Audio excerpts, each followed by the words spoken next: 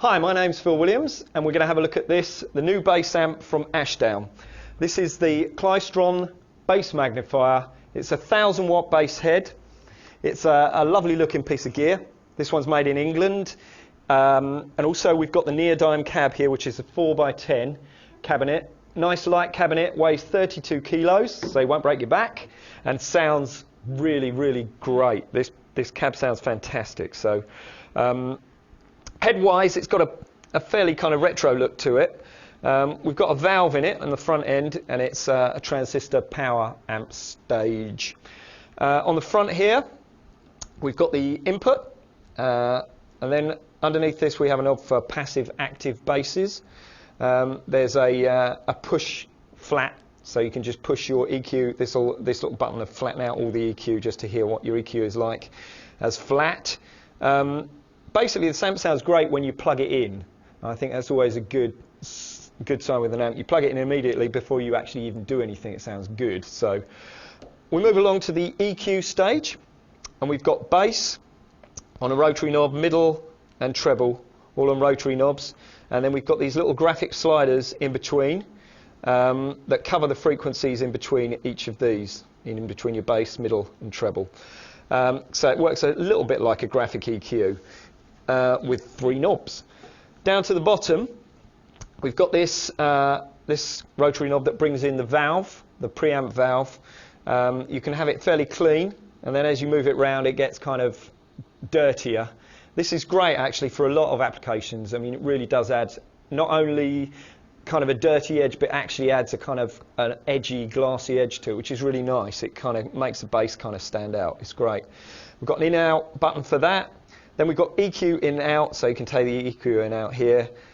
Compressor, which is a new one for Ashdown. It's a lovely compressor, great for bass. They've obviously spent some time working on that one. It doesn't really choke the notes on the bass. You still can hear what the bass is doing. Moved along here to the Subharmonics thing. Ashdown bass amps have always had this kind of subharmonic thing on their amps, and it's a lovely kind of octavider effect. It tracks really well, even tracks right down to the low notes. So using all of these compressors, the valve drive and this Subharmonics thing, you can get some real funky sounds out of it. And there's tons of beef in the amp to kind of put that across as well. So finally, right to the far end, we've got the DI out on the front, which is great, so you don't have to fiddle about in the dark on the back to try and find your DI. We've got it's got the basic pre and post gain, so if you want to send your EQ to the front desk, fine, or you just have it flat to the front desk. We've got the mute button, so that when you pull your basses or you're changing your basses on stage, there's not an almighty bang. And we go to the output stage, really, just your output overall volume once you've set it up. Tuner out, straight down to your tuner on the floor, which is great, and a line out. And all of the front end here with the EQ, the valve, the compressor, and the Subharmonics is controlled by a foot pedal that you get with it, which is great. So you can kick it in and out within the tunes, which is a very handy feature. Basically, you set up your valve settings here. We've got the valve switch. Then you can switch it in and out from here. Same with the EQ. Just switch it in and out from here. Compressor, same here. Then your sub-octave, same here. Basically, within a song, if you want to switch these features in and out, this is, you know, a vital piece of kit. So great stuff. Okay, let's see what it sounds like. Okay, I've plugged in. I'm set my input gain roughly. So what we have is with this VU meter, I want to get it to around about where the red is. You tend to find when you're actually playing, when you're setting this up, you might be kind of clouting it a bit and seeing the VU meter not move. But when you're actually playing with a band, you tend to find it goes a bit more up into the red. So that's good for me. This is completely flat now. I haven't got anything switched in at all. So we've just got basically my bass plugged straight into the amp, which is a great start. I think it sounds good. What I'm going to do here, I've already selected the passive active. This is actually an active bass, so I've got it on the active setting. Above that is a push flat shape button. Now this gives a kind of preordained graphic shape or shape to the EQ before you start messing with it. So let's stick that in. So it's added quite a lot of bottom end to it and warmth, which is great. That sounds great, just like that. As we move along, we come to this valve knob here, which is switched off. I'm going to switch it in. Now this adds that warm kind of valvey tones. The earlier part of the rotary pot is fairly clean and warm. As you dial it right round, it becomes really, really dirty. Now I'd probably have a little bit of this on for my sound anyway, that warms it up generally. If you're going to wind it right round, probably great with a plectrum. And it gets a bit more like a overdriven Ampeg or any of those amps with valves in that start to get a bit edgy.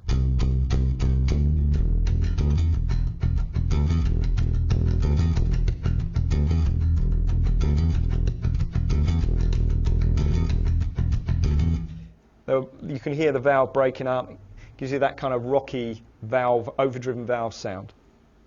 Okay, I'm going to switch this out. And I'm going to move along to the EQ section. I'll switch the EQ in here. This has all been without EQ so far, apart from the pre-shape. I'll switch this in. Adds even more kind of welly to the bottom end. Really, I like EQs to be pretty simple, and this does exactly what it says here. All the EQs sound great. They add the frequencies that they're saying in huge amounts. So really a lot of experimentation with this. This will come up with every sound you'd ever wanted, really. From earthquake to very thin. So yeah, in between each of these we have little graphic sliders, and they cover the frequencies in between each of these from 180 Hertz here up to 2.6 Hertz on the other side of the slider, on this one here. So really that's the EQ section. I'm going to switch that out for the minute, and then we'll move along to the compressor. I'll switch that in. So we can hear it kicked in already. It's a nice subtle compression, and as I bring the slider up,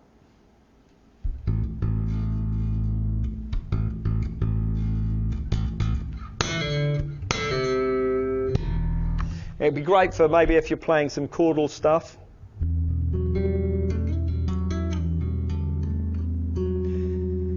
It tends to bring out the notes, make them sing longer. I mean, for specifically, a lot of different uses, obviously, for compressors, particularly in the studio.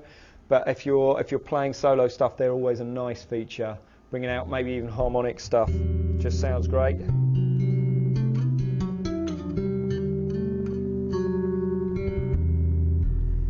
So really, you shouldn't have too much problem getting some great sounds with this little device. And it goes, I've only got the compression on halfway there. We can turn it right up here. It makes it very snappy, tight, with a kind of front end to it, which is great. Okay, I'm going to switch this out. And we move along to the Subharmonics here. Another great feature. This is another great maybe solo feature. This works beautifully. I really like these. I think like a octavider effect on the bass is one of the most effective sounds, I think, bass-wise, apart from some chorus and a couple, but this is one of the main ones for me. So I've got it on slightly